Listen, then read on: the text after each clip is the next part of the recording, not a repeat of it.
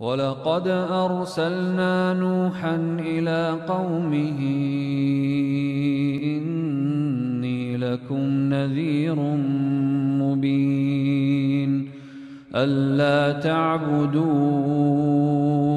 إلا الله إني أخاف عليكم عذاب يوم أليم. الحمد لله رب العالمين، نحمده ونستعينه ونستغفره ونعوذ بالله من شرور أنفسنا ومن سيئات أعمالنا، إنه من يهده الله فلا مضل له ومن يضلل فلا هادي له، أشهد أن لا إله إلا الله وأشهد أن محمدا عبده ورسوله.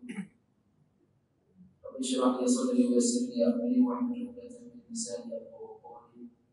اللهم علمنا ما ينفعنا وانفعنا ما علمتنا وارزقنا علما ثم أما بعد. Alhamdulillah, bersyukur kita panjatkan kepada Allah pada sore hari yang berbahagia ini. Dipertemukan kita kembali di majlis tafaqquh fiddin, majlis pembacaan kitab Sahih Bukhari masih dalam pembahasan kitab ini. Insyaallah kita akan lanjutkan pada hadis ke-70 bab 12. باب من جعل لأهل العلم أياما معلومة. باب من جعل لأهل العلم أياما معلومة. Firman saya.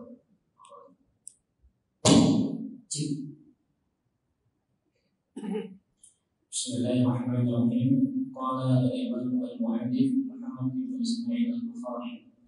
Bab man ja'ala li ahli al-ilmi ayyaman ma'lumatan. حدثنا عثمان بن أبي شيبة قال حدثنا جرير عن منصور عن أبي وائل قال كان عبد الله يذكر الناس في كل خميس فقال له رجل يا أبا عبد الرحمن لا وددت أنك ذكرتنا كل يوم قال أما إنه يمنعني من ذلك أني أكره أن أملكم وإني أتخولكم بالموعظة كما كان النبي صلى الله عليه وسلم يتخولون بها مخافة الساءة علينا. جزاكم الله خيرا. قال الإمام البخاري رحمه الله باب من جعل لأهل العلم أياما معلومة. Ini terjemahannya bab orang yang mengkhususkan waktu, menentukan waktu di dalam menuntut ilmu. Ini judul ini dibuat oleh Al-Imam Al-Bukhari rahimahullah ta'ala untuk menyindir sebagian pendapat di kalangan ulama, di antaranya Imam Malik rahimahullah. Diriwayatkan Imam Malik memakruhkan seseorang menentukan waktu satu ibadah yang tidak ditentukan waktunya. Imam Malik rahimahullah mungkin oleh Ibnu Hajar al-Asqalani itu memakruhkan satu ibadah yang tidak ditentukan waktunya kemudian ditentukan, itu makruh inda Imam Malik. Dan termasuk ibadah yang tidak ditentukan di dalam syariat waktunya secara khusus adalah menuntut ilmu. Maka Imam Al-Bukhari rahimahullah ta'ala mungkin sedikit berbeda di dalam memandang permasalahan itu dengan Imam Malik. Maka beliau mencari riwayat mungkin secara hadis tidak ditemukan dan Sallallahu Alaihi Wasallam mengkhususkan secara khusus waktu tertentu untuk talabul ilmu, untuk ilmu tidak ditemukan. Maka beliau mencari riwayat perbuatan sahabat radhiyallahu anhu. Nah, Imam Al-Bukhari rahimahullah, dan itu mazhab para ulama seharusnya, bahwa agama ini dibangun di atas Al-Quran dan Sunnah Nabi, kemudian pemahaman para sahabat salafus salih. Nah, karena beliau tidak menemukan, maka beliau mencari riwayat perbuatan seorang sahabat. Dia temukan dalam riwayat di sini perbuatan Abdullah bin Mas'ud radhiyallahu anhu, di mana di hadis ini akan disebutkan oleh Imam Bukhari riwayatnya yang mendukung apa yang disampaikan oleh Imam Bukhari di dalam judulnya, bahwa dibolehkan seorang menentukan waktu di dalam menuntut ilmu, sekalipun itu hampir mirip dengan ibadah-ibadah yang ditetapkan waktunya oleh Allah Subhanahu wa taala. Sementara tidak ada ketetapannya. Ini sempat dulu dibahas pembahasan ini, masalah menentukan waktu belajar. Sehingga melebar pembahasan itu ke pesantren-pesantren, apa hukumnya membuat ketetapan belajar sampai 6 tahun, 3 tahun, itu sempat jadi pembahasan. Karena di zaman salaf tidak pernah dilakukan seperti itu dan tidak ada dalilnya. Maka di sini kita temukan Imam Al-Bukhari termasuk orang yang membolehkan menentukan waktu secara khusus untuk belajar, dan itu tidak bertentangan dengan agama karena dilakukan oleh seorang sahabat mulia Abdullah bin Mas'ud radhiyallahu anhu. Qala Imam Al-Bukhari rahimahullah haddatsana Utsman bin Abi Syaibah. Utsman bin Abi Syaibah Al-Kufi rahimahullah taala. Ini beliau hidup di zaman Imam Ahmad rahimahullah, terkenal dengan keluarga ilmu. Kenapa disebut dengan keluarga ilmu? Karena saudaranya 2 orang juga ahli hadis. Satu Abu Bakar bin Abi Syaibah, kemudian keponakan beliau semua jadi ahli hadis. Sehingga terkenal keluarga beliau di Kufah menjadi keluarga ahli ilmu. Dan ini satu keberuntungan karunia yang Allah berikan kepada seorang hamba ketika dalam keluarganya banyak orang yang paham ilmu, yang paham agama. Kenapa? Karena banyak kita temukan di masyarakat ada orang yang istiqomah menjalankan syariat Allah Subhanahu wa taala, namun yang menjadi kendala terbesar adalah keluarganya. Imma itu ibunya, imma orang tuanya, imma saudara-saudara, atau tetangganya, atau kerabat-kerabat. Sehingga berapa banyak orang yang tadi istiqomah luntur. Kenapa tidak didukung oleh anggota keluarga? Maka kita bersyukur kepada Allah kalau di dalam keluarga kita ada orang yang paham agama, dekat dengan Allah Subhanahu wa taala, kita kuat untuk istiqomah. Tapi kalau kita sendirian berat. Nah, di sini Utsman bin Abi Syaibah ini keluarganya Masya Allah, ya keluarga ahli ilmu. Ponakannya orang-orang yang paham hadis, kemudian saudaranya, adiknya Abu Bakar bin Abi Syaibah, kemudian ada lagi saudaranya laki-laki juga, semuanya menjadi ahli hadis, sehingga terkenal rumahnya dengan Baitul Ilmi di Kufah di zamannya Imam Ahmad rahimahullahu taala. Qala hadatsana Jarir bin Abdul Hamid. Beliau berasal dari Kufah sama dengan muridnya Jarir bin Abdul Hamid, hidup sezaman dengan Sufyan bin Uyainah rahimahullah, dan beliau menyebutkan, saya sempat ketemu dengan Ibnu Juraij. Ibnu Juraij itu adalah ulama tabi'in di Mekah, ulama besar, tapi beliau tidak mengambil hadisnya karena beliau melihat ada perbuatan yang menyelisih syariat yang dilakukan oleh Ibnu Juraij. Apa kata beliau? Fa'innahu kana yusi bani bi 60 imra'atin qala lahum la tazawwajuhunna fa'innahunna ummahatukum. Jadi dari Ibnu Humaid Al-Kufi, beliau menyebutkan, saya sempat ketemu Ibnu Juraij dan saya tidak mengambil hadisnya, dan dia ulama besar dan tidak ada ulama yang menolak hadisnya kecuali Jarir, karena ada perbuatan dia yang menyelisih syariat.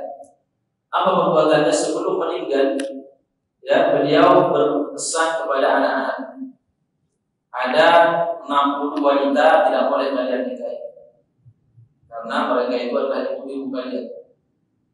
Al-Imam Al-Dhahabi rahimahullah ta'ala menyebutkan bahwa Jarir bin Abdul Hamid itu membolehkan nikah mut'ah.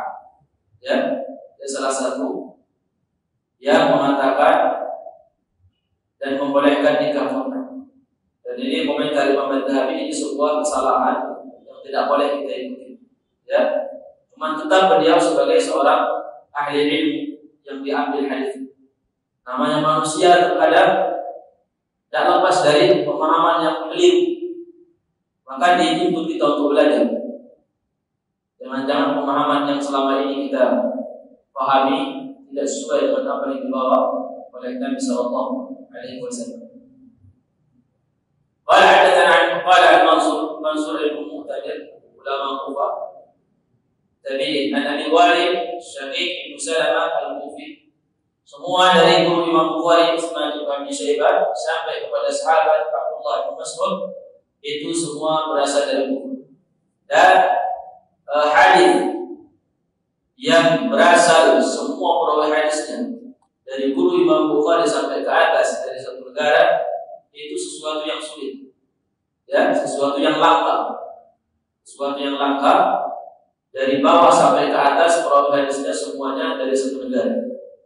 Makanya Imam Muslim rahimahullah taala di dalam kitab sahihnya menjadikan salah satu bentuk tarjihan, bentuk penguatan riwayat beliau ambil adalah beliau mendahulukan hadis-hadis yang dimana perawi hadisnya dari awal sana sampai akhir sana semua dari satu negara.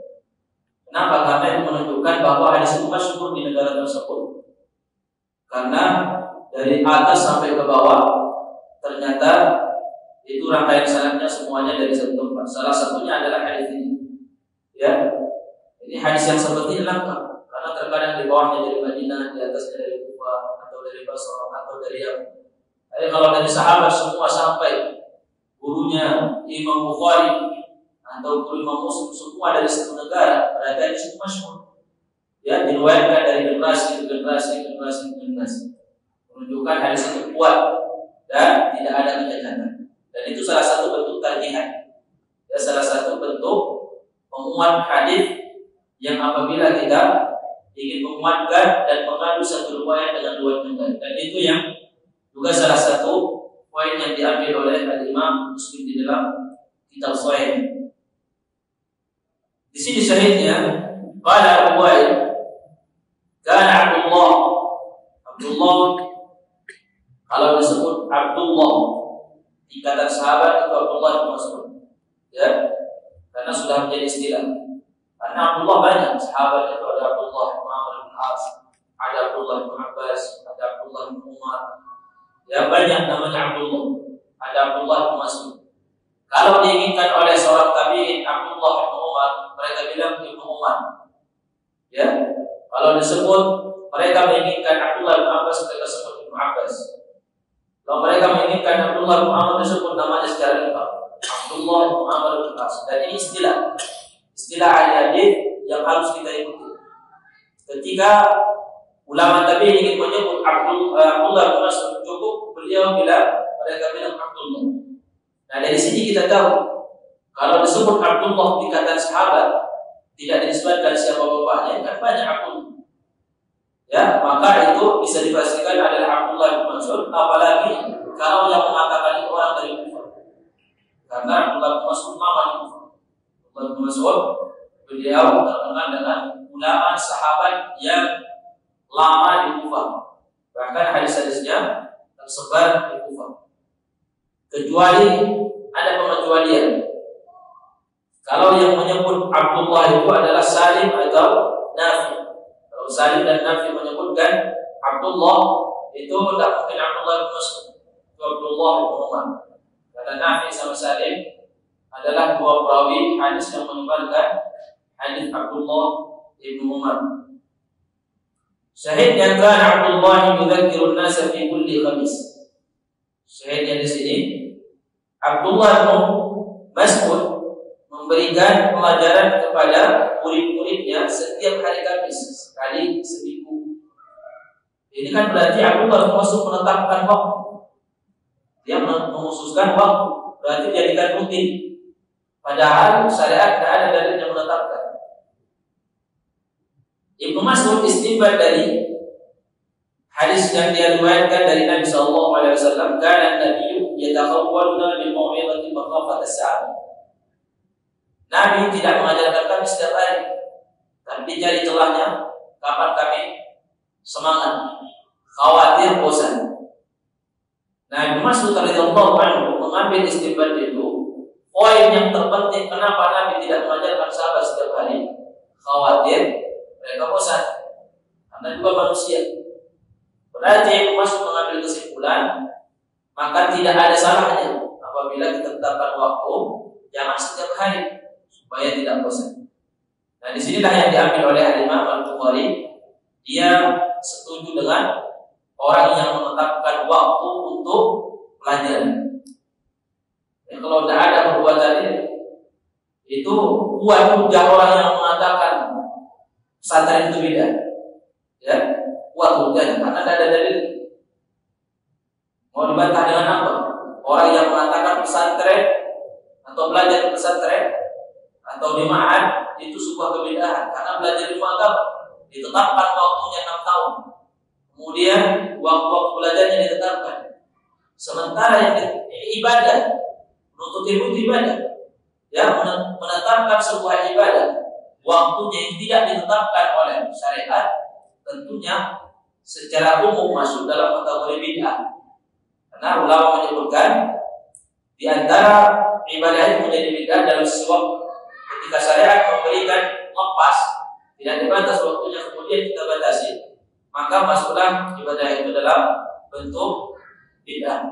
Maka tidak boleh kita menetapkan ibadah dengan waktu yang khusus selama syariat tidak tetapkan. Sehingga ini menjadi permasalahan yang sebenarnya termasuk pembahasan para ulama menetapkan waktu belajar ilmu agama. Ya, menetapkan waktu belajar ilmu agama.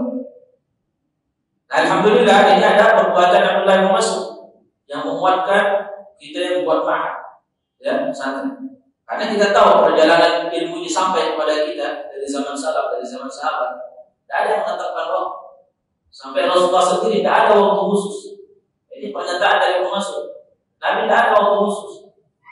Dia melihat kondisi kami, saatnya tepat untuk dikasihkan pelajaran, dikasih oleh Rasulullah. Satu hadis, dua hadis. Terkadang di perjalanan, terkadang lagi jalan, terkadang lagi ngobrol. Tapi untuk menetapkan waktu sudah ada. Jadi kalau ada orang yang mengatakan bid'ah hukumnya menetapkan masa jenjang pendidikan, itu agak kuat. Itu agak kuat. Kenapa? Karena memang ini ibadah dan tidak ada dalil ditetapkannya kecuali perbuatan Abdullah bin Mas'ud radhiyallahu anhu. Ulama salaf pun ada tidak ditetapkan 6 tahun. Mereka bebas. Datang orang dari Kufah ke Basrah, dari Basrah ke Yaman, terserah dia. Mau berapa bulan dia di sini terserah dia. Nanti kalau sudah selesai pulang dia pindah ke tempat lain. Apa bisa kita seperti itu? Masuk pesantren ini terserah saya berapa bulan, nanti saya keluar cari dari pesantren lain. Kalau itu seperti diberi kebebasan bagus. Jadi kalau ditetapkan dan diharuskan dan ditetapkan waktunya, nah ini yang butuh harus kita pelajari lagi. Ya, harapan saya semoga ini tidak termasuk bid'ah. Ya, alhamdulillah ini dibahas oleh Al-Imam Al-Bukhari rahimahullah. Maka yang punya pesantren seharusnya ini dipegang kuat karena tidak akan menemukan dalilnya di Al-Quran dan juga di hadis Nabi menetapkan waktu belajar ilmu syar'i.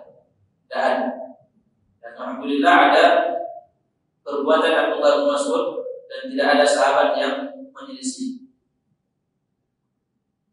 Jadi ini pembahasan yang diangkat di dalam bab ini oleh Imam Al-Bukhari rahimahullah. Kemudian kita lanjutkan bab setelahnya, qala bab man yuridillahu bihi khairan yufaqihuhu fid din. Baik, jangan baca.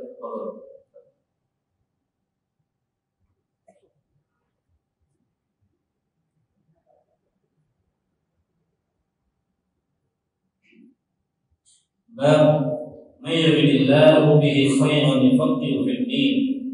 حدثنا سعيد بن عفير قال حدثنا ابن وهب عن يونس عن ابن شهاب قال حميد بن عبد الرحمن سمعت معاوية خطيبا يقول سمعت النبي صلى الله عليه وسلم يقول من يريد الله به خيرا يفقهه في الدين وإنما أنا قاسم والله يقضي ولن تزال هذه الأمة قائمة على أمر الله لا يضرهم من خالفهم حتى يأتي أمر الله. قال الإمام البخاري رحمه الله باب من يريد الله به خيرا يفقهه في الدين. Bab siapa yang dikehendaki oleh Allah pada dirinya kebaikan, Allah fahamkan dia terhadap ad-din, ilmu agama. قال حدثنا سعيد بن عفير قال حدثنا ابن وهب عن يونس عن ابن شهاب. سعيد بن عفير سعيد بن كثير بن عفير المصري. Beliau berasal dari Mesir, ulama besar di Mesir, hidup sezaman dengan Al-Imam Ahmad rahimahullah, dan Al-Imam Abu Bakar banyak mengeluarkan hadisnya, terkhusus di dalam kitab Sahihnya ini. Dan nanti akan banyak kita jumpai Imam Bukhari mengambil hadis dari beliau. Qala hadatsana Ibnu Wahb, Ibnu Wahab nama aslinya Abdullah Ibnu Wahab, juga al-Misri. Beliau ulama besar ahli hadis di Mesir, hidup sezaman dengan Sufyan bin Uyainah rahimahullah dan sezaman dengan Abdullah bin Wahab. Qala Yunus bin Yazid al-Aili. Yunus juga berasal dari Mesir, dari satu wilayah namanya Ailah. Ailah itu satu wilayah yang ada di Mesir. Beliau hidup selentingan sama Imam Malik rahimahullah di awal generasi ketiga, dan salah satu murid besarnya Imam Az-Zuhri Ibnu Syihab. Qala Ibnu Syihab Az-Zuhri rahimahullah Muhammad bin Muslim Ibnu Ubaidillah Ibnu Syihab Az-Zuhri, ulama besar di Madinah, ulama tabi'in, guru besarnya Imam Malik rahimahullah, guru besarnya Ma'mar bin Rashid, dan juga guru besarnya Sufyan bin Uyainah. Beliau ulama terkenal di Basrah, tapi sebagian ahli hadis di antara kritikannya sama Ibnu Syihab Az-Zuhri rahimahullah, beliau terlalu dekat dengan pintu pemerintahan. Imam Az-Zuhri rahimahullah taala adalah seorang ulama yang miskin, dan beliau ketika hutangnya numpuk di Madinah, maka beliau datang ke Syam. Saat itu menemui Abdul Malik bin Marwan untuk minta bantuan supaya dia dimasukkan ke diwan. Diwan itu adalah catatan nama-nama rakyat yang ditanggung kehidupannya oleh negara. Beliau minta karena terlalu banyak hutangnya, tidak ada kerjaan, sehingga beliau lama dia di Syam. Ya, termasuk beliau saat itu sering mengajari anak-anak khalifah di sana. Nah, itu salah satu kritikan. Tapi kemudian setelah itu beliau menjadi orang kaya, dan Allah Subhanahu wa taala memberikan kekayaan kepada beliau sehingga terkenal di kemudian hari Imam Az-Zuhri rahimahullah taala sebagai orang yang dermawan. Dan beliau saking dermawannya, setiap dapat harta itu habis untuk disedekahkan. Kalau ada orang yang lewat,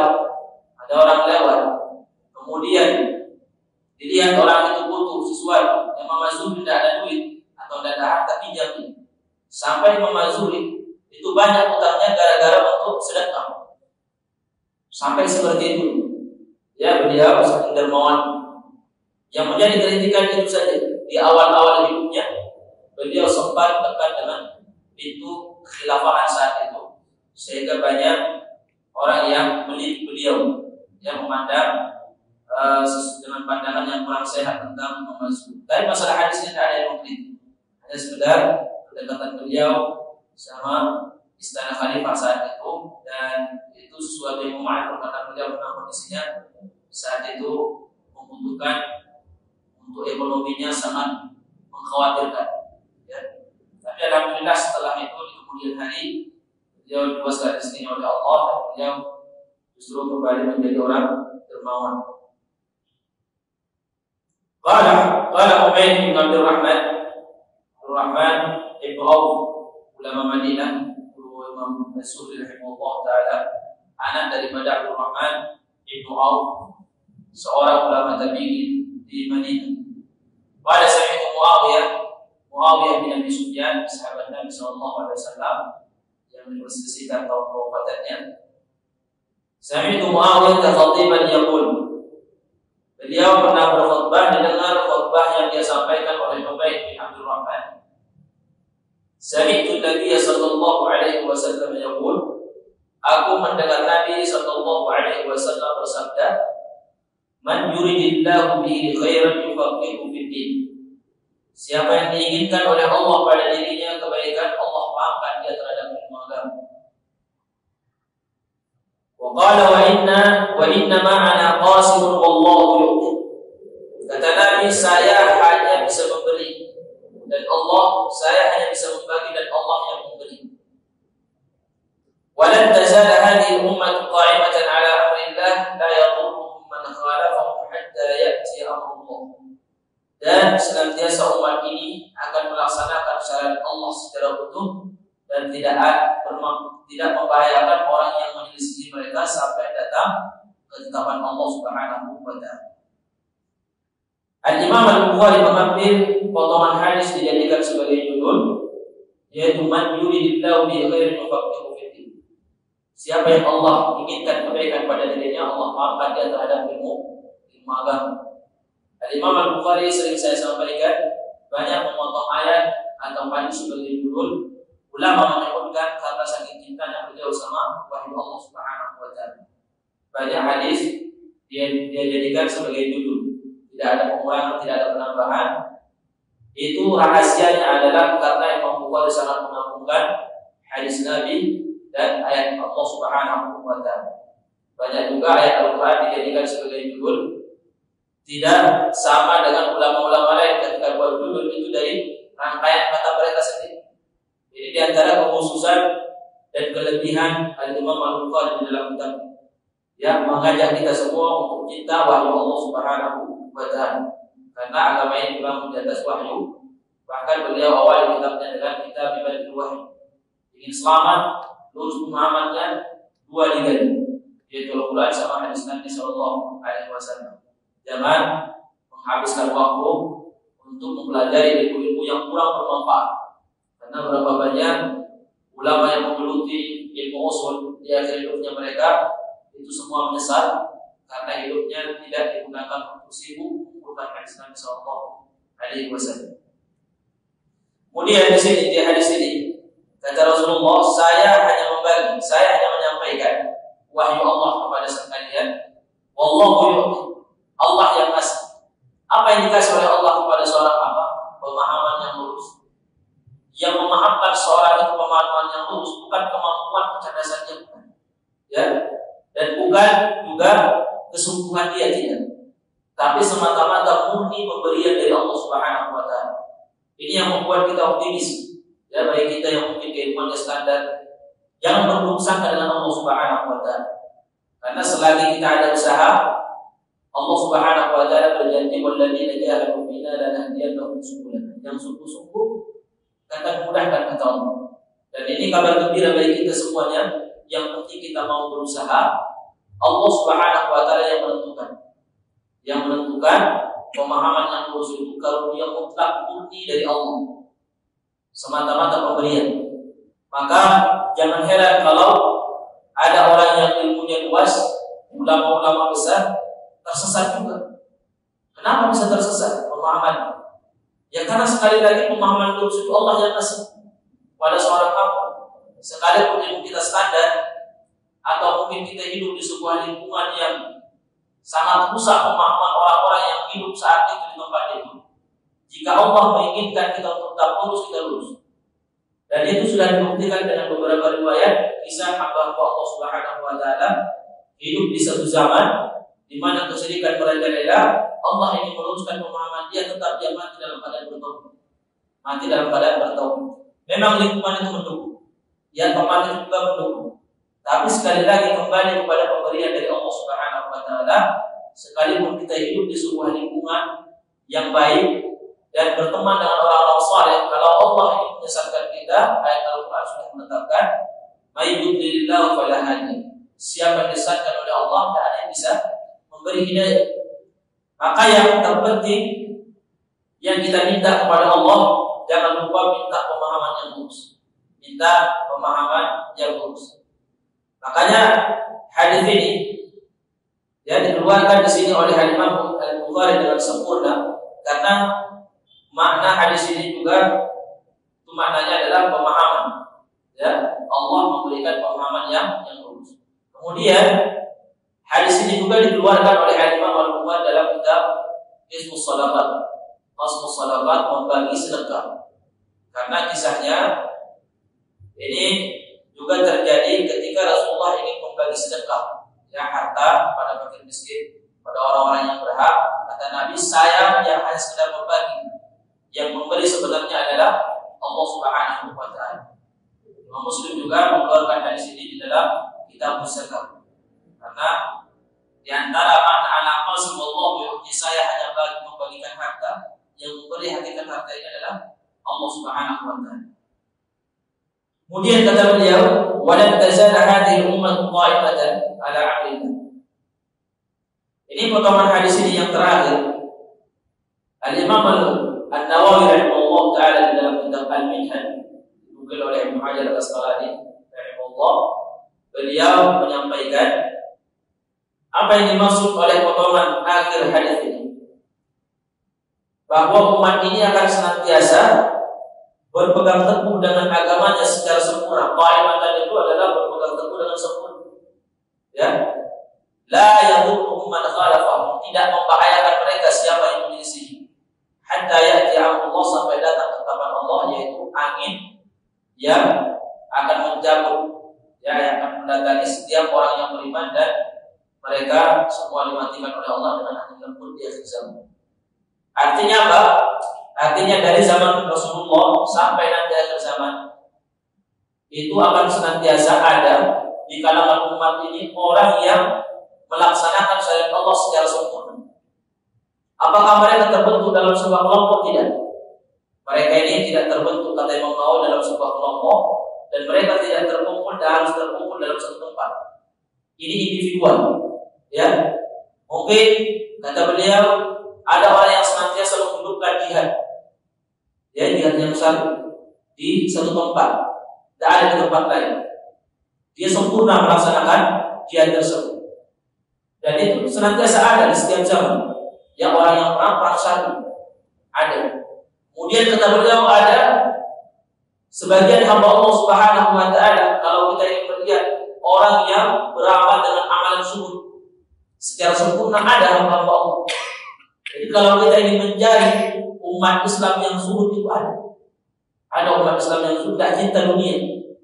Kalau kita ingin mencari orang yang khusyuk ketika sholat, ada orang yang khusyuk. Ketika kita ingin mencari orang-orang yang dermawan, ada juga. Ya, cuma mereka ini individual, terpencar di setiap zaman dan waktu dan di setiap tempat. Tidak mesti mereka harus kumpul di satu tempat, tidak mesti mereka harus kumpul dalam satu waktu dan atau terkumpul dalam satu jamaah. Maka jamaah-jamaah tidak penting untuk kita pertahankan jamaah. Pada akhirnya Islam jadi dijatuhkan. Islam inilah yang harus kita banggakan. Ada seorang ulama dari Kufah, saya lupa namanya.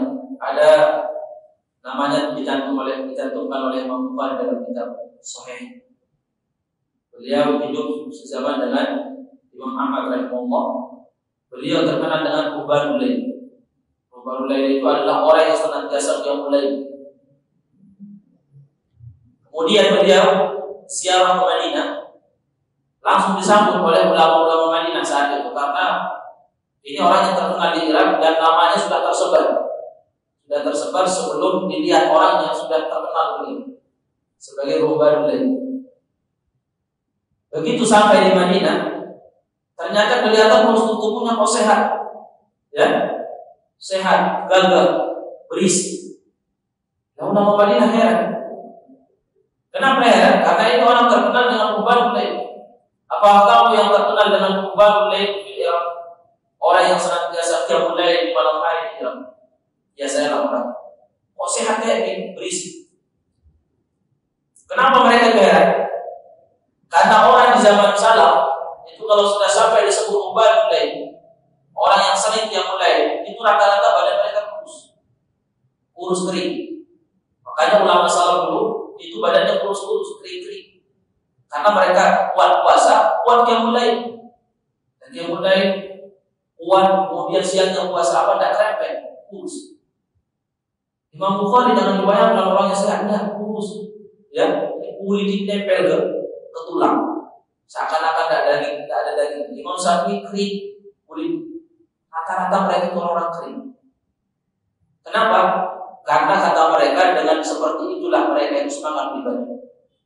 Kalau badannya kering-kering, banyak yang mulai, kemudian banyak berpuasa. Makanya mereka itu tidak mau makan, ya, sifatnya membuat badan mereka itu berat, ya, karena pasti berat ibadah. Apa jawaban dia ketika ditanya? Kamu terkenal dengan hubal dan badan kamu berisi. Kata dia, farah ini Islam. Saya saking senangnya sama Islam ini. Ya, beliau bilang saya memang qiyamul lail terus. Tapi qiyamul lail saya itu terkalahkan kecapeannya sama senangnya saya sama Islam. Bangga dia dengan keislaman luar biasa. Itu yang membuat dia tidak kurus, kata beliau. Itu yang membuat dia tidak kurus sekalipun qiyamul lail. Kenapa? Bangga dengan Islam. Jadi yang harus kita banggakan ini Islam kita, bukan kelompok, bukan golongan kita. Itu tidak penting, semuanya tidak penting. Itu hanya sekedar hidayah, kata ulama, hanya sekedar formalitas. Ya, jangan kemudian formalitas ini kita pertahankan. Ibarat orang yang mempertahankan ijazah dan gelarnya, ilmunya tidak ada. Padahal hakikat orang itu disebut orang alim bukan karena ijazahnya, tapi karena ilmu. Jangan dibalik. Ijazahnya dipamerkan ke sana kemari, kemudian ilmunya tidak ada. Ya, buat apa ijazah? Gelar buat apa? Gampang diambil. Yang sulit itu adalah ilmu. Nah, begitu juga di jamaah-jamaah yang ada ini kan sekedar formalitas saja. Hakikatnya adalah Islam. Jangan kemudian dibalik bangga dengan jamaah, kemudian Islamnya hilang. Nah, ini pelajaran dari beliau. Beliau karena sangat cintanya dengan Islam, gembira jadi orang Islam, gembira melihat umat Islam, sehingga sekalipun beliau banyak yang mulai tidak kurus. Ya, jadi alhamdulillah ketika kita melihat orang kurus, jangan kemudian kita juga negatif. Berarti ini tidak cinta Islam, tidak senang dengan Islam. Atau sebaliknya, orang yang gemuk, kita akan negatif di dalam memandang. Wah, ini jalan yang mulai, belum tentu karena orang itu juga berisi. Jadi caranya apa? Melihat orang kurus kita bilang dia ahli qiyamul lail. Melihat orang gemuk karena dia saking cintanya sama Islam.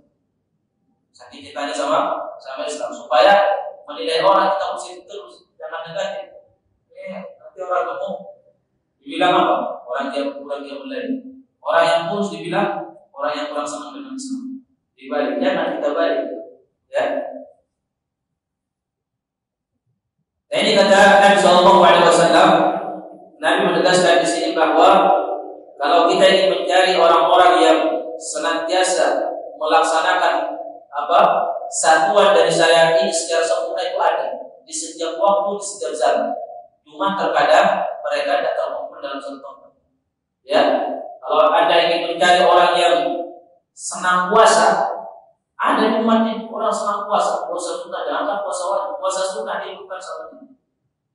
Yang mulainya ada orang senang belajar ada, semuanya lengkap. Ini kata Imam Nawawi makna daripada potongan akhir hadis. Nah, tinggal kita masuk ke mana ini? Harus pilih salah satunya, harus ada amalan yang kita sempurnakan. Karena seseorang itu akan dipanggil oleh Allah pada hari kiamat sesuai dengan amalan yang dia disematkan kalimat ahli dalam bab ini. Bagaimana hadis Abu Hurairah radhiyallahu anhu? Kata Nabi SAW, fa amma man kana min ahli as-shalah, du'iya min bab as-shalah. Orang yang menjadi ahli salat waktu di dunia diizinkan oleh Allah masuk surga lewat pintu salat. Yang ahli puasa diizinkan oleh Allah untuk masuk surga lewat pintu amal. Jadi ada tempat khusus sesuai dengan amalan yang kita rutin di dunia. Yang namanya orang disebut ahli. Kalau kita disebut ahli dalam satu bab, itu menandakan apa?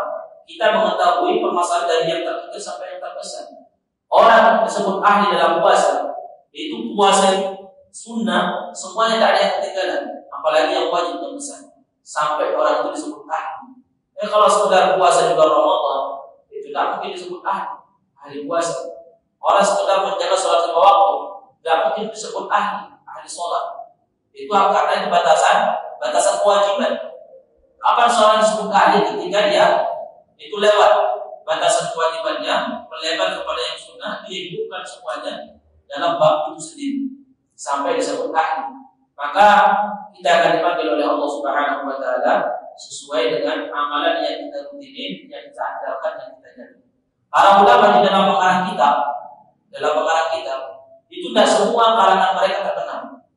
Karena mereka ketika menulis kitab juga tidak semua kitab yang mereka karang itu kemudian mereka berikan perhatian penuh. Al-Imam Al-Bukhari, apa kitab yang paling terkenal? Kitab Sahih. Apa kitab Sahih ini? Cuma satu ini kitab, banyak kitab. Cuma jarang terkenal. Sekalipun terkenal, hanya kalangan tertentu yang mengenal. Orang ahli hadis misalkan yang tahu tentang At-Tarikh Al-Kabir. Beliau punya kitab At-Tarikh Al-Kabir tentang perawi hadis. Dia karang kitab itu ketika umurnya 18 tahun. Ya, tapi apakah terkenal seterkenalnya Sahih Bukhari? Tidak. Kenapa tidak terkenal? Karena Imam Bukhari rahimahullah taala itu ketika mengarang kitab-kitab yang dia karang, tidak seserius dia mengarang kitab ini. Jadi ada yang memang ya ulama itu ketika mengarang kitab, ada memang kitab diberikan perhatian penuh sehingga tersebar pada akhirnya. Semuanya seperti itu. Al-Imam Muslim banyak kitab yang dia karang, tapi yang terkenal apa? Kitab Sahih. Karena itu ketika dia mengarang kitab itu benar-benar dia berikan perhatian yang penuh. Ibnu Hajar Al-Asqalani banyak kitabnya, tapi yang terkenal Fathul Bari. Ya seperti itu semua. Imam Nawawi, Arba'in Nawawiyahnya, Riyadhus Shalihin. Padahal banyak kitabnya, ada Muhadzab, kemudian ada At-Tahdhib fil Asma, nama-nama perawi hadis, banyak kitab-kitab.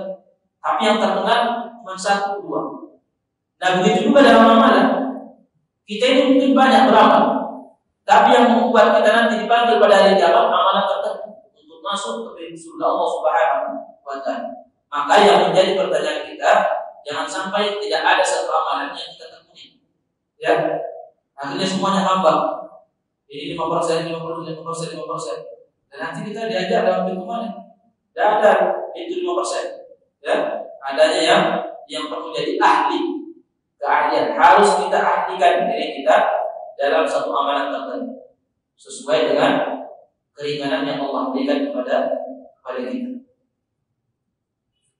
Dan kita lanjut semuanya langsung babul fahmi fid din. Saya baca Ustaz. Babul fahmi fil ilmi.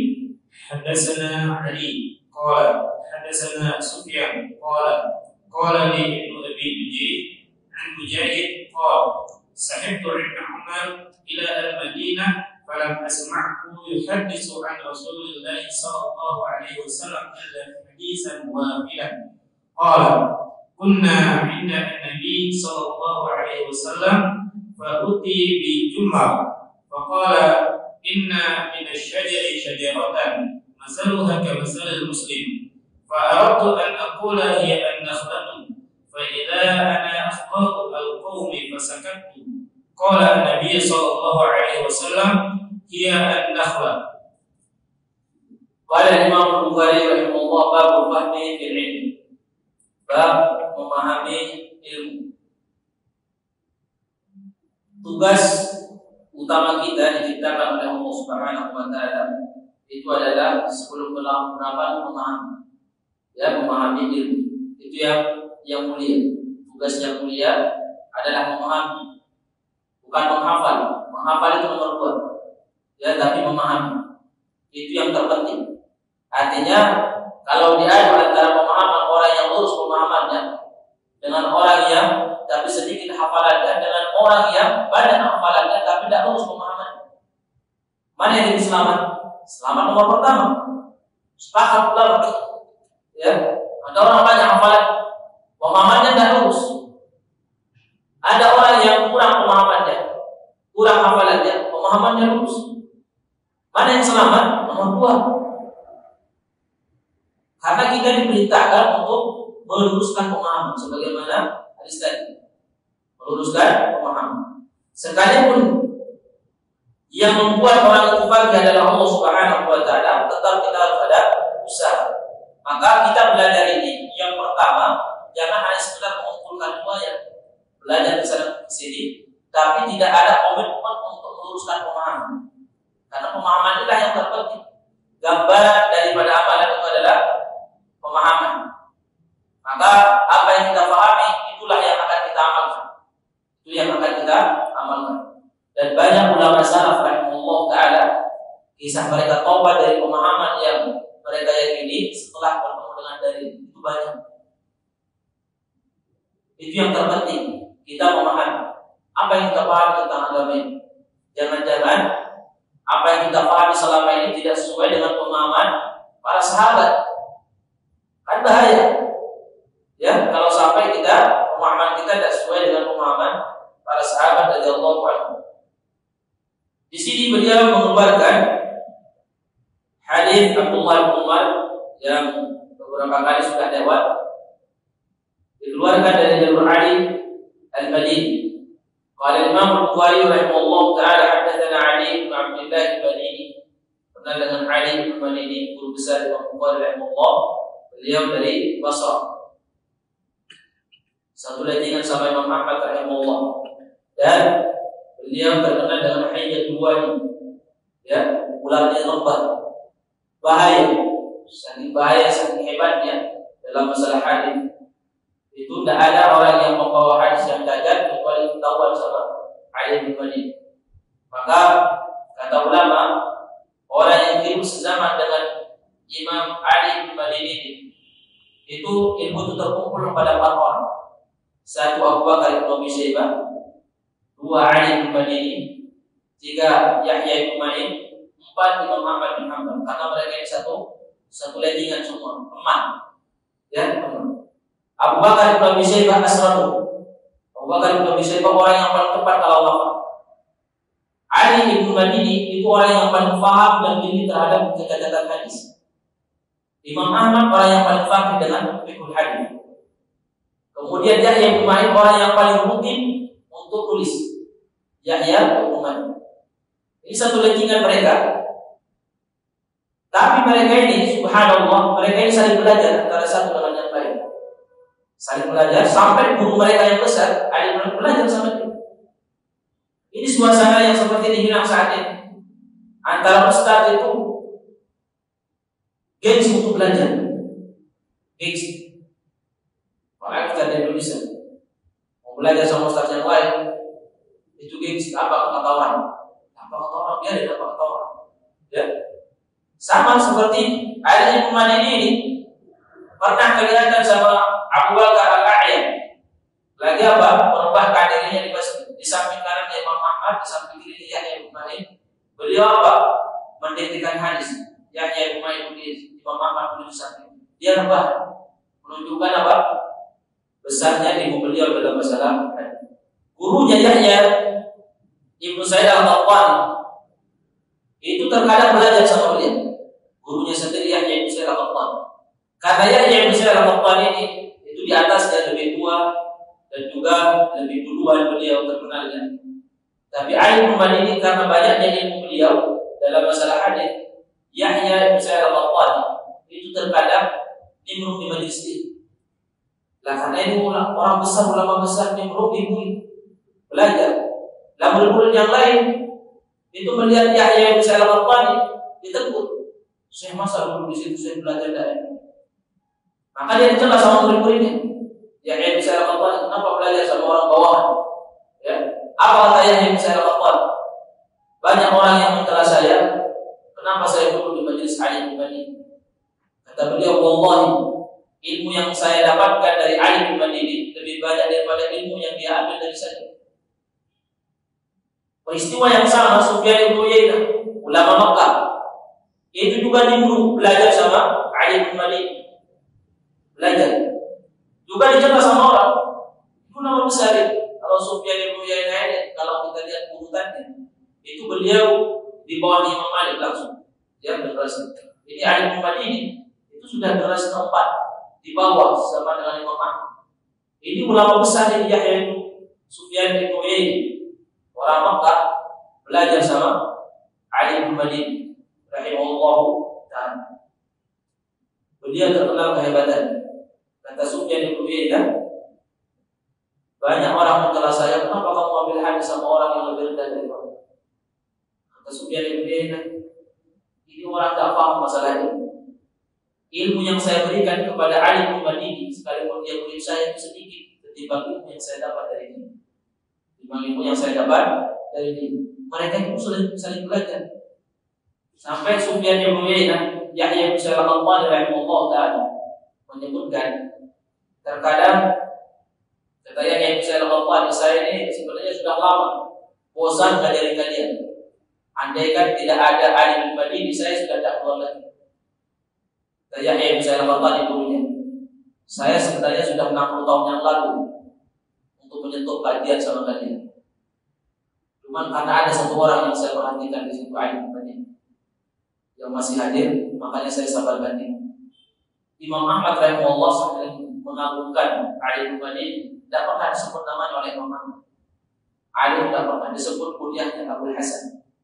Jadi Imam Ahmad kalau memanggil Ali bin Madini tidak pernah menyebut namanya, menyebut kunyahnya.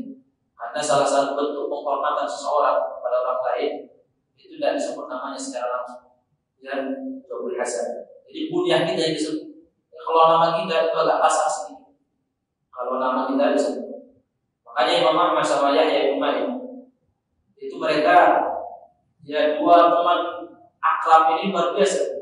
Cinta karena Allah Subhanahu wa ta'ala. Kemana-mana belajar berdua hadis. Yahya bin Ma'in ketika dipanggil oleh Imam Ahmad tidak pernah dipanggil namanya Yahya. Dia dipanggil kunyah ya Aba Zakaria. Imam Ahmad ketika dipanggil sama Yahya bin Ma'in juga dipanggil kunyah ya Aba Abdillah. Tak pernah mereka saling menyebut nama. Ini bentuk penghormatan antara satu dengan yang lain. Adab. Ya. Jadi mereka saling belajar, saling menghargai, saling menghormati. Kemudian saling mengambil. Kemudian mereka saling memaafkan di antara mereka. Ini mereka ini luar biasa.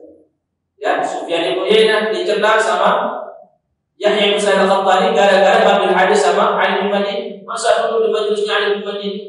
Kamu kan ulama besar. Nah, sekarang ini banyak seperti itu. Ya. Sampai seorang ustaz sesepuh besar dulu di satu majelis, mungkin yang menyampaikan ilmu orang di bawah dia secara keilmuan, secara umum, itu tempat dunia. Padahal ulama muda seperti ini. Maka itu mereka berkah, karena mereka bukan cari nama, tapi cari kebenaran. Memang ini sulit, ya. Kecuali orang yang diberikan rahmat oleh Allah Subhanahu wa ta'ala. Nah itu Ali bin Madini rahimahullah ta'ala terkenal dengan Hayyatul Wadi Abul Hasan. Beliau rahimahullah ta'ala di saat belum ada ujian, itu kuat menyampaikan akidah di atas mimbar. Maqala anna al-Qur'ana makhluk wa huwa kafir. Siapa yang mengatakan Al-Quran makhluk kafir, murtad. Begitu ada diuji, tidak sanggup dia mengatakan. Maka terkadang orang itu menyuarakan akidah ketika tidak ada gangguan, tekanan, itu masih berakal. Tapi begitu ada tekanan, berubah. Ya, berubah. Di antaranya Ali bin Madini, sebelum ada tekanan dari khalifah, belum ada siksaan, tidak ditangkap orang yang mengatakan itu. Wah, di atas mimbar berada yang mengatakan Al-Quran makhluk kafir. Itu akidahnya. Dan memang akidah Ahlussunnah wal Jamaah. Ya, begitu khilafah diganti, kemudian dipengaruhi oleh orang Mu'tazilah yang berpemahaman Al-Quran itu makhluk, yang mengatakan, ulama yang mengatakan Al-Quran makhluk, Al-Quran kalamullah, semuanya disisi. Semuanya disisi. Sehingga banyak ulama yang mengambil keringanan saat itu tetap terpaksa mengatakan Al-Quran makhluk, takut dicampur. Di antaranya Ali bin Madini. Makanya itu kan, kau berapi-api mana? Ya saya tidak kuat campurkan. Jadi terkadang orang itu menyampaikan di tempat umum, ya sesuatu materi yang tinggi, tapi kok menyelisih, jangan diambil. Mungkin dia ada sesuatu yang dia pertimbangkan, takut dia menyampaikan. Ya, jangan dia yang kita paksa untuk menyampaikan di depan umum. Mungkin dia takut. Dan kita yang harus bersikap, harus punya adab. Oh mungkin ini ustadznya dari takut menyampaikan. Oh mungkin ada sesuatu sehingga dia tidak mau menyampaikan di situ. Ada maksudnya. Jangan kita paksa dia harus sampaikan. Orang takut, harus sampaikan. Orang takut. Nanti dia bisa. Keberanian itu adalah dari Allah Subhanahu wa Ta'ala. Dan bagi orang yang diberikan kepada dia, marhaban. Apa kami sambut bagus. Lalu ustaz yang takut, jangan kita paksa. Dan kita yang harus memposisikan diri. Kita maklumi dia, ya. Karena bukan sekedar zaman ini, sudah dulu, ya. Zaman-zaman sebelumnya sudah banyak contoh ulama yang pun menyuarakan tauhid dengan keras. Begitu ada tekanan, ada siksaan, dia tidak sanggup, terpaksa dia mengatakan Al-Quran. Apakah kita mengatakan alim umat ini akidahnya mengatakan Al-Quran makhluk? Karena setelah itu dia mengatakan Al-Quran makhluk, dan dia mengatakan itu terpaksa. Dan lebih banyak saat ini seperti ini. Akidah itu banyak yang tidak disampaikan di tempat umum secara nyata, secara detail, tegas. Kenapa? Ada yang dipertimbangkan.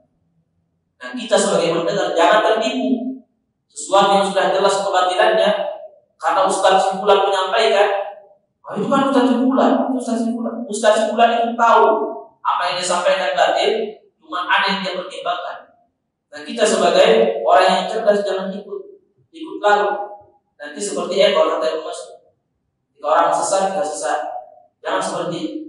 Ya, kita harus punya komitmen prinsip. Ketika guru kita sesat, kita harus tetap istiqomah. Karena banyak orang yang ditinggalkan ini. Ketika gurunya sudah. Ada banyak ahli hadis. Ahli hadis itu banyak orang yang hidupnya error hafalan. Ya, keliru, banyak kekeliruan yang terjadi sehingga ditinggal. Di awal-awal meskipun hafalannya diambil hadisnya, diterima hadisnya, kemudian setelah kemampuan hafalannya berubah karena faktor umur atau peristiwa, ya, maka tidak diambil lagi hadisnya oleh para ulama. Tapi tetap dia tidak dicacat. Ya, kemudian hadis yang diambil dari dia di saat waktu sehat itu tidak dibuang karena dia sudah berubah. Apa hafalannya di akhir hidupnya, akhirnya hadis yang dia sampaikan waktu dia buat hafalannya kita buat. Dan seperti itu. Nah, ilmu hadis tetap diambil hadis oleh para ulama. Sekalipun secara zahir sudah sesat akidah. Kenapa? Karena dia sampaikan itu dalam keadaan terpaksa. Dalam keadaan terpaksa dia sampaikan. Hadis yang dia sampaikan sebelumnya itu diambil oleh para ulama. Di antaranya Imam Bukhari ya, Imam Bukhari mengambil hadis itu. Bahkan Imam Bukhari mengatakan ulama paling besar yang saya lihat sepanjang saya belajar hadis alimul. Nah, ini pelajaran dari kita. Pelajaran bahwa tidak setiap orang yang belajar akidah yang unik kemudian serta-merta diberikan keberanian. Ada orang-orang yang takut, ada orang-orang yang lemah. Ada orang-orang yang lemah diberikan keringanan sesuai dengan bahaya yang akan mengancamnya. Qala Ali bin Madinah hadatsana Sufyan bin Uyainah rahimahullah al-Makki, ulama besar di Mekah. Qala li Ibnu Abi Najih.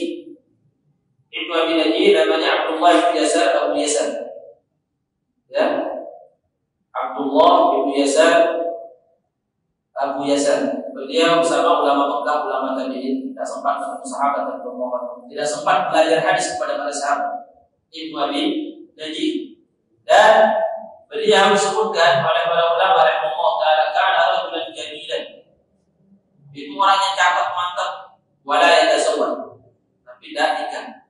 Termasuk ulama yang tidak menikmati dunia pernikahan sampai wafat. Beliau tidak nikah. Apakah itu pilihan pribadi atau karena faktor Allah? Yang jelas beliau biografinya itu tidak sempat menikah, wafat. Sama dengan Imam Bukhari rahimahullah. Qala Mujahid qala Sa'id Mujahid bin Jabr al-Makki, ulama Makkah, murid Ibnu Abbas dan Ibnu Umar. Kata beliau, Sa'id bin Umar ila al-Madinah falam asma yuhaddithu an Rasulillah illa haditsan wahid. Kata Mujahid, aku menemani Ibnu Umar dari Mekah ke Madinah, perjalanan jauh. Berapa kilo dari Mekah ke Madinah? 500 kilometer. Ya, dari Mekah ke Madinah. Nabi waktu hijrah keluar malam Senin sampai di Kuba hari Senin dan 8 hari. Ya, berjalan sama Abu Bakar. Jadi perjalanan sekitar 1 minggu ke Madinah. Kata Mujahid, aku tidak pernah mendengar Ibnu Umar menyampaikan hadis. Ya, tidak pernah menyampaikan hadis. Apa karena hadisnya sedikit? Ya, hadisnya banyak. Kenapa? Hati-hatinya. Ya, makanya ulama itu ada namanya waro. Waro itu kehati-hatian. Waro bukan sekedar kehati-hatian makan harta yang subhat, bukan. Tapi waro itu adalah kehati-hatian menyampaikan ilmu agama karena lebih besar tanggung jawab. Kalau sekedar hati-hati makan harta yang tidak jelas hukumnya, ini halal apa tidak? Hanya kita tinggalkan. Itu masih ringan. Ketimbang hati-hati menyampaikan ilmu. Karena ilmu ini adalah masalah agama. Sedikit kamu salah, banyak orang sesat. Banyak orang sesat. Makanya kita diberikan solusi oleh Nabi untuk mengucapkan apa? Allahu a'lam. La adri, saya tidak tahu. Tapi kita kalau mau mengucapkan la adri, saya tidak tahu, kalau dia nanya apa kita tidak tahu. Allahu a'lam. Padahal selamatkan. Ya, agama kamu selamat, orang lain selamat. Karena kamu bilang Allahu a'lam. Ini saat kamu dengan ceplos-ceplos, dengan mudah menjawab, itu seakan-akan agama ini tidak ada nilai. Ya, tidak dihargai. Karena sesuatu yang mulia, orang akan mempertimbangkan pengeluaran. Kalau itu sesuatu itu remeh, tidak berharga, mudah kita kasih kepada orang. Maka ulama dulu, mereka untuk berfatwa itu hati-hati. Ini perjalanan 7 hari dari Mekah ke Madinah. Masa tidak satu hadis? Satu hadis. Ibnu Umar ada hadisnya, banyak hadis. Termasuk sahabat muda yang banyak mengeluarkan hadis dari Nabi. Kenapa dia tidak menyampaikan hadis? Kesempatan. Waktu kosong perjalanan dari Mekah ke Madinah 7 hari. Hati-hatian, takut salah. Dan mereka tidak gengsi. Innama yakhshallaha min ibadihi ulama. Hanya para ulama yang takut dengan Allah Subhanahu wa taala. Sahihnya di sini hadis yang disampaikan itu adalah kunna inda Nabi sallallahu alaihi wasallam fa utiya bi umman. Kami pernah duduk kata Ibnu Umar bersama Nabi, kemudian Nabi dibawakan umman. Umman itu pohon korma yang dalamnya bisa dimakan. Ya, begitu Nabi dikasih umman itu, maka Rasulullah saat itu langsung melontarkan pertanyaan kepada para sahabat, inna minas syajari syajaratan mathaluha kamathali muslim fa'aradtu an aqula hiya an-nakhl fa idza ana asmaru qaumin fasakam qala an-nabiyyu hiya an-nakhl. Ada kata Nabi satu pohon seperti seorang muslim dalam satu riwayat tidak pernah ketemu, beritakan kepada saya pohon apa ini. Semua para sahabat melayang pikirannya ke pedalaman pohon apa ini. Ibnu Umar dia itu melihat apa yang dipegang oleh Nabi. Yang dipegang Nabi itu apa pohon korma ini. Dan disitulah ketika Ibnu Umar, pasti yang ditanya oleh Nabi itu pohon itu sebenarnya pohon korma. Makanya Ibnu Umar ingin menjawab pohon korma. Cuma dia melihat samping kanan samping kiri ada Abu Bakar, ada Umar, ada Bapak. Tidak bisa jawab. Dia jawab nanti dikirain orang yang kurang ajar sama orang besar.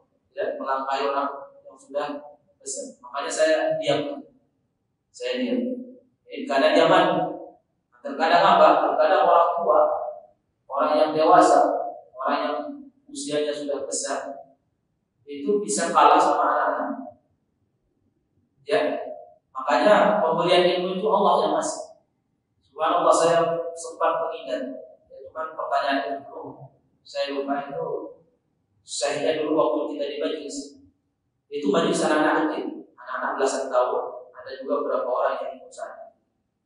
Kemudian ada anak paling gede umur 9 tahun. Saya menyampaikan satu ayat, ditanyakan ke kita apa maknanya.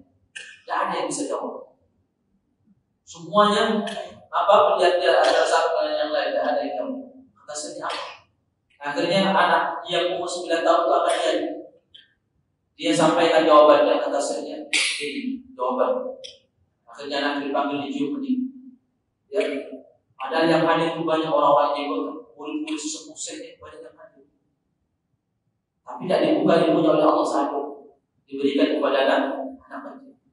Makanya anak kecil itu jangan direndahkan. Anak-anak kecil itu dari di tempat pengajian. Saya yakin kemampuan penangkapannya lebih kuat daripada yang hadir. Karena sudah banyak bukti ada anak-anak dibawa ke majelis hadir. Itu lari-lari aja, seakan-akan tidak serius belajar.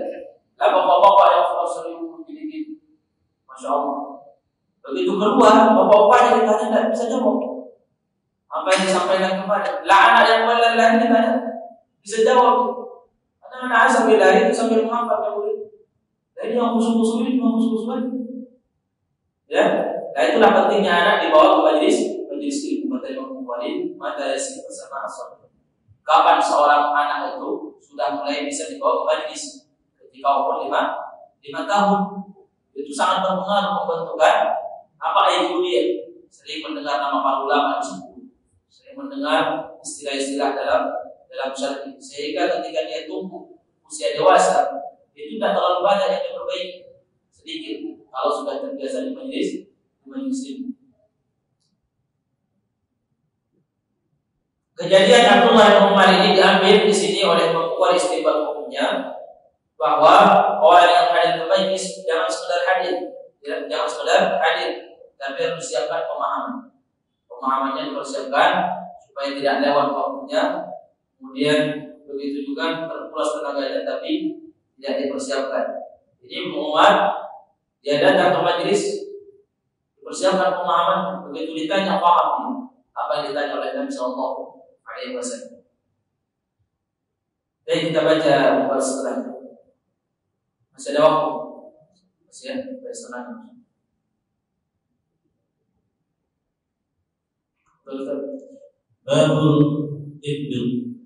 باب الاتباط في العلم والحكمة.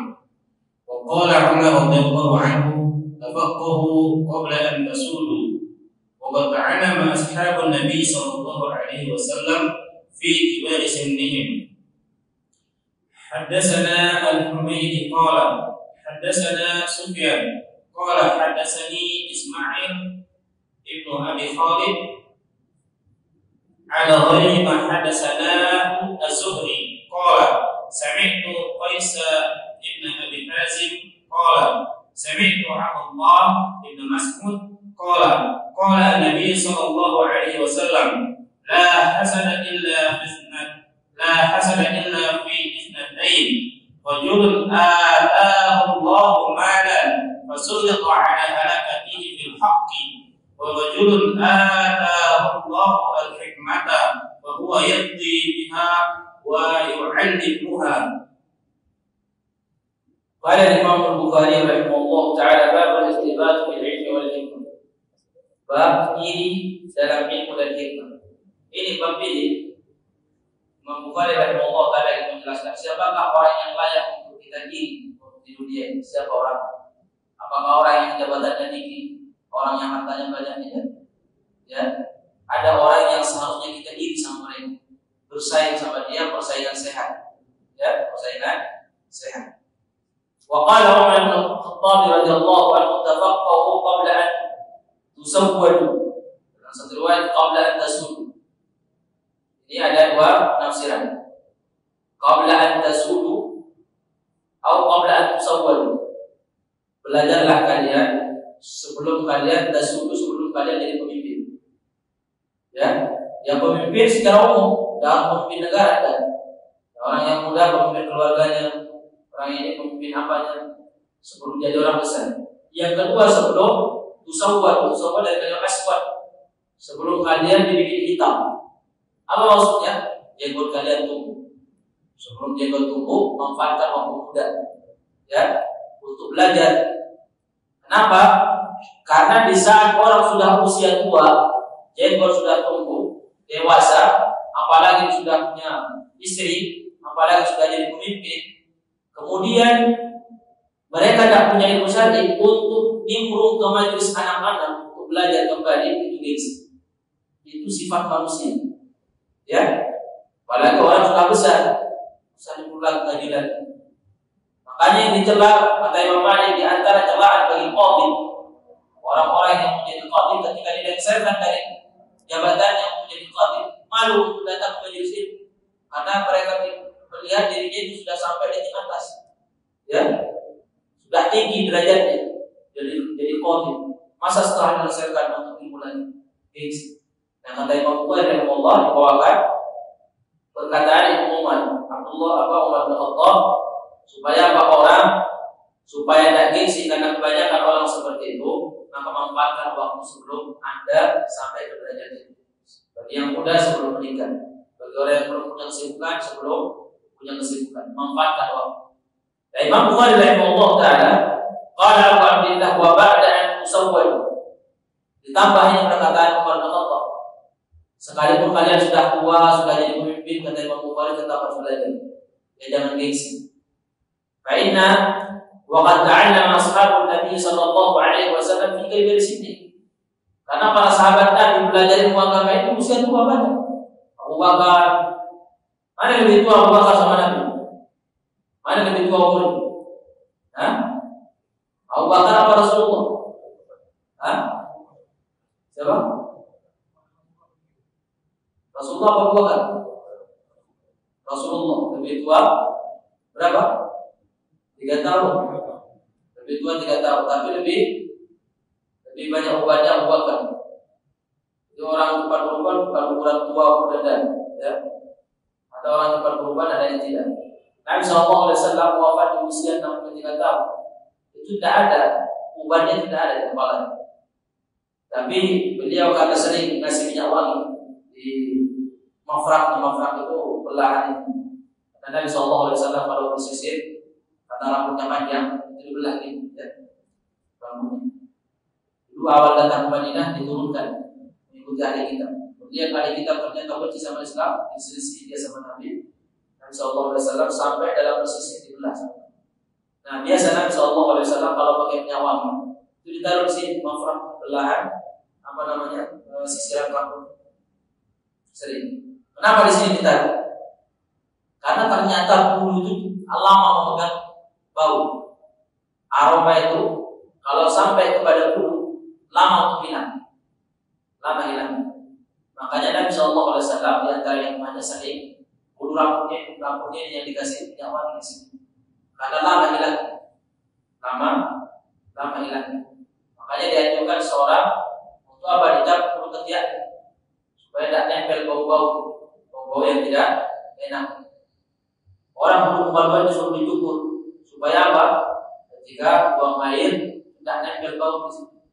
Makanya Imam Bukhari dulu ketika bab yang hajat atau ada definisi bab orang yang ketika buang air harus pakai batu bata. Maksudnya itu isyarat supaya antara dia dengan jarak kotoran yang keluar jaraknya itu tinggi supaya tidak nyangkut baunya. Tapi Rasulullah jenggot di sini ada yang sudah mulai putih, tidak sampai 20 lembar. Ya. Nah, bagi orang yang tinggal di luar Madinah, itu ketika datang ke Madinah memberitakan Nabi sudah berubah. Kenapa? Karena dia melihat di sini Nabi seakan-akan berubah. Padahal bukan. Ini bekas minyak wangi yang sering dikasih minyak wangi oleh Nabi Sallallahu Alaihi Wasallam. Abu Bakar sudah putih dia. Abu Bakar meninggal usia 63 tahun sama dengan Nabi Sallallahu Alaihi Wasallam. Jadi Nabi lebih muda. Jadi tidak perlu gengsi kalau kita lebih tua daripada mertua. Artinya kita boleh untuk melamar anak orang yang lebih muda daripada kita. Jadi menantu harus lebih muda daripada mertua. Nabi siapa? Itu menantu siapa? Abu Bakar. Lebih tua Nabi Abu Bakar. Abu Bakar. Nabi lebih tua. Abu Bakar lebih muda. Abu Bakar siapa dia? Mertua. Umar bin Khattab lebih muda lagi. Mertua Nabi lagi. Ya. Jadi mencari mertua itu tidak harus lebih tua daripada kita. Dan dalam syariat yang penting ada kesepakatan dan semuanya setuju. Qala hadatsana Al-Humaydi rahimahullah taala qala hadatsana Sufyan Al-Humaydi Abdullah bin Zubair Al-Makki rahimahullah taala, guru besar Imam Bukhari dari Mekah, dan guru Imam Bukhari pertama kali yang dia keluarkan dari di dalam kitab Sahih, kitab hadis Innamal A'malu Binniyat. Qala Imam Bukhari haddatsana Az-Zubair, yaitu Al-Humaydi Abdullah bin Zubair Al-Makki, kenal dengan Al-Humaydi nisbah kepada salah satu nama bagi beliau namanya Humaydi Mekah. Qala haddatsana Sufyan, ini Sufyan bin Uyainah karena Humaydi ma'ruf riwayatnya dari Sufyan bin Uyainah. Qala haddatsani Ismail bin Abi Khalid, Ismail bin Abi Khalid Al-Kufi, hidup di zamannya Abu Hanifah, tidak sempat belajar hadis sama para sahabat sehingga beliau terkategorikan riwayatnya sebagai tabi'u at-tabi'. Ismail bin Abi Khalid ala ghairi ma haddatsana Muslim. Qala sami'tu Qais bin Abi Hazim, Qais bin Abi Hazim Muqadram, sahabat Muqadram, ulama Muqadram dari Kufah. Muqadram itu adalah orang yang masuk Islam di saat Rasulullah masih hidup tapi tidak sempat ketemu.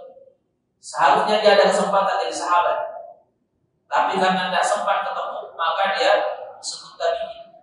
Secara riwayat dan secara sahabat disebut Muqadram, ada penamaan khusus. Karena beliau ketika datang dari Kufah menuju Madinah ingin berbaiat menyatakan keislamannya di hadapan Nabi, di tengah jalan beliau Rasulullah sudah wafat di Madinah. Jadi beliau datang ke Madinah, Rasulullah sudah wafat beberapa hari sebelumnya, jadi tidak sempat menjadi sahabat. Ini sebuah kerugian yang seharusnya punya kesempatan untuk jadi sahabat. Sahabat ratingannya tentu lebih tinggi daripada selain mereka. Sahabat dari Allah, makanya Abdullah bin Mubarak, kata para ulama, Abdullah bin Mubarak murid-muridnya cerita, itu kami kumpulin amalan-amalan yang dilakukan oleh Abdullah bin Mubarak, karena itu orang hebat, orang dari bawah umat Islam. Hidup di zamannya Imam Sufyan bin Uyainah. Abdullah bin Mubarak satu mujahid, dua gadis, tiga orang yang kaya raya. Tidak pernah terkumpul ketiga sifatnya ini bagi seorang ulama selain Abdullah bin Mubarak. Maka kata murid-muridnya, kami kumpulin amalan-amalannya, kami samakan dengan amalan-amalan sahabat. Kata murid-muridnya, itu tidak ada yang mengalahkan Abdullah bin Mubarak yang amalannya dikalahkan oleh sahabat, kecuali hanya perang sama Nabi dan menemani Rasulullah hijrah dari Mekah ke Madinah, itu saja. Ya, Abdullah bin Mubarak tidak bisa mengalahkan sahabat dari dua amalan yang itu apa? Perang sama Nabi dan menemani Rasulullah SAW. Ada yang suka keutamaan. Yang lain sholat, Abdullah bin Mubarak sama. Sedekah Abdullah bin Mubarak. Jihadnya luar biasa. Cuma tidak bersama Nabi gitu. Ya, artinya generasi setelahnya tidak bisa mengalahkan sahabat untuk dua ini, karena ada amalan yang tidak bisa kita amalkan. Sehebat apapun kita, yaitu apa? Menemani Rasulullah dan perang bersama Rasulullah. Ini amalan kesempatannya hanya diberikan kepada para sahabat. Qala Qais bin Abi Hazim radhiyallahu ta'ala, sami'tu Abdullah bin Mas'ud qala qala Nabi sallallahu alaihi wasallam, la hasada illa fitnatain. Orang kalau mau iri, kata Nabi, selayaknya cuma iri kepada dua hal. Apa itu? Rajulun atahu Allahu malan fasulli ta'ala halakatihi bil haqq. Satu adalah orang yang diberikan kelebihan harta, kemudian dia habiskan untuk di jalan Allah. Berarti apa? Orang yang diberikan harta tapi untuk dinikmati sendiri, koyak-koyak, tak perlu kita ini. Buat apa kita ini sama dia? Karena dia tidak bisa mengalahkan kita juga pada hari kiamat. Kalau dia hartanya untuk dia makan semua sama istrinya sama keluarga, kemudian dia mati.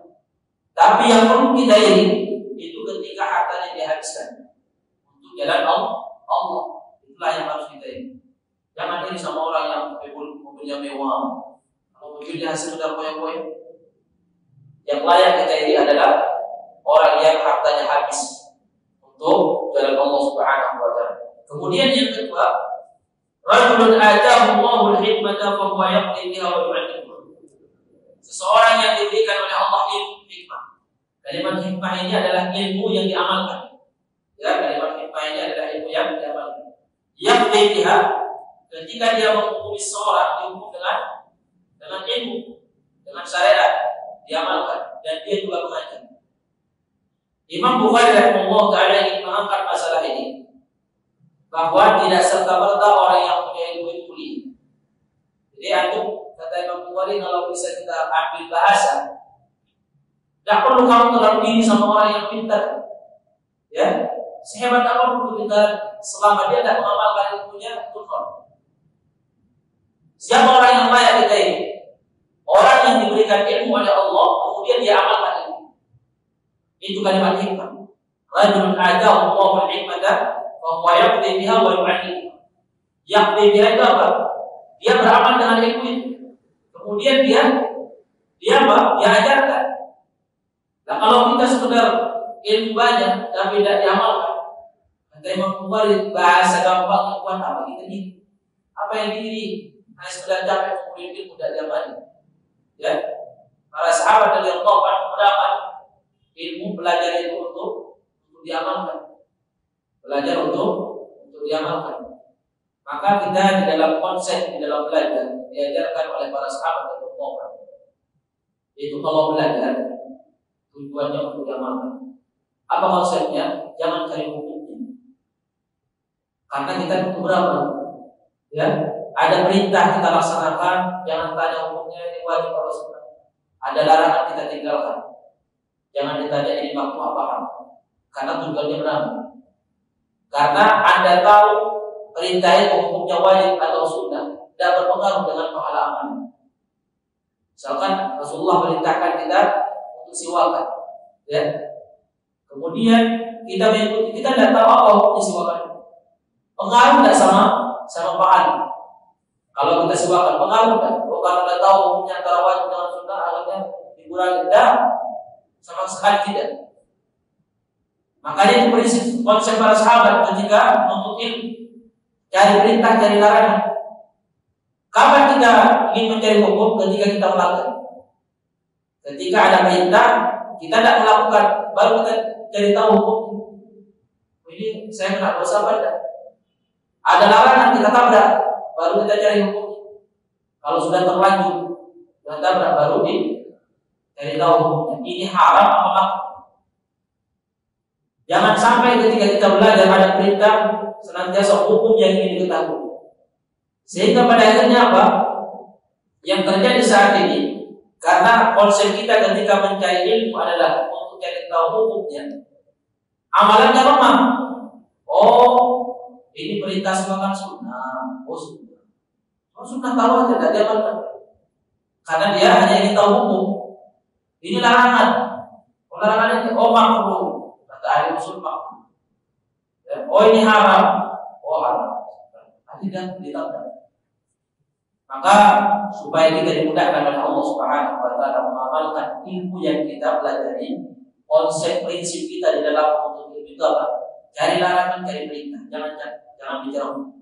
Ya, tidak berpengaruh hukum itu sama amalan sebuah pahala, sama pahala sebuah amalan, tidak berpengaruh sama sekali. Maka para sahabat jarang berbicara hukum. Yang mereka sampaikan, Nabi berbuat, Nabi tidak berbuat. Nabi memerintahkan, Nabi melarang. Itu saja. Kapan tahu kita hukum ini makruh, ini haram, ini wajib, ini sunnah? Ya gini-ginian. Ya, zaman-zaman ginian. Semakin buku itu dikarang oleh orang-orang kekinian, akan semakin banyak berbicara masalah hukum. Tapi semakin buku itu dikarang oleh ulama-ulama pendahulu kita di zaman generasi kedua, itu jarang kita jumpai mereka berbicara hukum wajib atau tidak. Makanya cara belajar itu jangan dari bawah ke atas. Kalau kita ingin mencari hukum, belajar, maka kita harus mengenal perkataan para sahabat dan perbuatan mereka. Karena mereka orang yang paling paham dengan agama. Baru setelah itu beristabilis. Ya. Jadi kalau ada masalah itu sudah ada di zaman Nabi SAW. Jangan kita cari tahu pendapat ulama sekarang. Ya. Tapi cari tahulah pendapat ulama sahabat, tabi'in, cari tahu. Baru setelah itu ketika kita tidak menjumpai baru bawa. Kenapa? Karena kalau kita sudah tahu masalah hukum atau perbuatan sahabat dan pendapat sahabat dalam masalah tertentu, kuat. Siapapun yang menyelisih ulama sekarang, kita tidak akan goyah. Ya, tidak akan goyah. Tapi jangan sampai kita belajar satu masalah yang sudah ada di zaman Nabi, kita ambil pendapat orang kekinian. Sehingga ketika kita naik ke atas, ada pendapat sahabat yang menyelisihi ulama sekarang ini, akhirnya kita berat menerima. Kenapa? Karena terbiasa mengambil fatwa orang sekarang. Kapan orang sekarang, ulama sekarang kita butuhkan dalam perkara-perkara yang terjadi di zaman sahabat? Ya, jual beli online di zaman sahabat belum ada. Antum cari buku mana ada? Dulu nggak ada online. Sekarang kemana cari? Barulah cari fatwa ulama sekarang. Ya, kalau misalnya itu pasti, kemudian masalah suaka, kemudian masalah sholat, itu sudah ada di zaman sahabat. Nah, cari fatwa sahabat, jangan cari fatwa ulama sekarang. Supaya kita terbiasa berinteraksi ilmu dengan generasi yang terbaik. Ya, jadi ilmu kita bersih. Karena temu langsung diambil sama orang-orang yang bersih. Kalau masalah musik besar, musik itu kalau kita lari ke sahabat, tidak ada yang menghalalkan. Tapi ketika kita mengambil pendapat ulama kekinian, subhat banyak. Sehingga ketika kita mengambil, karena kita sudah terbiasa mengambil hukum tentang musik dari ulama-ulama kekinian, sehingga ketika kita naik ke zaman sahabat, Ibnu Mas'ud mengatakan bersumpah, lahul hadits itu sampai dia bersumpah itu adalah nyanyian, berat kita terima. Kenapa? Terbiasa berinteraksi dengan ulama kekinian, ya, sehingga berat terbiasa. Maka cara urutan belajar itu ambil sahabat ke atas ke bawah. Kapan orang-orang kita butuhkan dalam perkara yang tidak ada di zaman sahabat? Karena semua masalah syariat ini sudah ada dicantumkan oleh para ulama dalam kitab. Ya, bagaimana pendapat Umar bin Khattab, bagaimana pendapat para sahabat, bagaimana pendapat ulama tabi'in. Itu ada satu kitab dalam bab masalah ulama Islam. Itu semua perkataan para sahabat, ulama tabi'in dalam berbagai masalah yang sudah terjadi di zaman ada semua. Kita tidak perlu lagi untuk perkataan ulama sekarang. Musik sudah ada di zaman dulu dibahas. Ya, tidak ada yang halal. Tapi ketika Anda membahas masalah hukum itu dengan memadukan antara ulama sekarang dengan ulama dulu, ya kacau. Sehingga berat kita menerima perkataan Ibnu Mas'ud, bersumpah itu adalah nyanyian, lahul hadits. Ya, ini musibah yang menimpa kita di dalam menuntut ilmu. Tidak kenal kita dengan generasi pertama, kenalnya dengan generasi ke-14. Ya, generasi generasi modern. Sehingga semuanya modern, dengan gaya modern, hukum modern. Mungkin sholat nanti bisa berubah jadi modern. Semuanya sesuai dengan waktu dan perkembangan zaman. Beliau begitu. Agama-agama hal-hal katakan apapun yang terjadi, siapapun yang melakukan. Maka gimana caranya? Kita harus berinteraksi dengan para sahabat, ulama tadi supaya kita kuat. Karena pendapat ulama kekinian sehebat apapun kita kuat. Ya, pendapat ulama kekinian sehebat apapun, sekalipun memuaskan akal kita itu tidak kuat. Itu tidak kuat dan kurang keberkahan. Maka jangan memfokuskan diri dengan ilmu ulama kekinian. Nah, kita diajar oleh para, makanya ulama tabi'in ketika ada perkara yang baru, mereka lari ke ulama setempat dan lari ke sahabat. Ya, Ma'mar, Yahya Ibnu Ya'mar, ketika Abdurrahman Ibnu Humaid, ya berdua, ketika terjadi pertama kali pemahaman Qadariyah mengatakan tidak ada takdir di Basra. Siapa yang dicari? Ulama tabi'in? Tidak. Karena dia hidup di zaman tabi'in. Ulama siapa yang dicari? Sahabat. Langsung naik ke atas. Dia ada permasalahan baru, ditanyakan ada tidak di zaman sahabat permasalahannya. Ya, kalau tidak ada fatwa mereka, baru ulama tabi'in mereka. Maka Yahya bin Ya'mar saat itu, ketika pertama kali muncul pemahaman tidak ada takdir di Basra yang dikeluarkan oleh Ma'bad al-Juhani, dia berdoa kepada Allah, ya Allah, semoga saya bertemukan dengan sahabat Nabi, akan saya tanyakan permasalahan ini. Dia tidak cari kepada ulama tabi'in, karena dia tahu ulama tabi'in sehebat apapun tidak sepaham sahabat. Maka ditakdirkan dia berangkat ibadah haji oleh Allah Subhanahu wa taala, dipertemukan dengan Abdullah bin Umar, sahabat. Gembira dia, alhamdulillah ketemu sahabat. Saya tanyakan masalah ini. Sahabat yang dicari, supaya kuat hujan. Apa kata dia? Ya Aba Abdurrahman, nasya'a fina Allah harap kibari, muncul satu pemahaman di tempat kami di Basrah, sebuah statement mengatakan keyakinan bahwa ada takdir. Bagaimana menurut kamu? Kata dia, kata Umar, sampaikan kepada dia. Kalau kamu ketemu sama kaum itu, sampaikan saya berlepas diri dari dia dan dia berlepas diri dari saya, tidak ada hubungan sama sekali.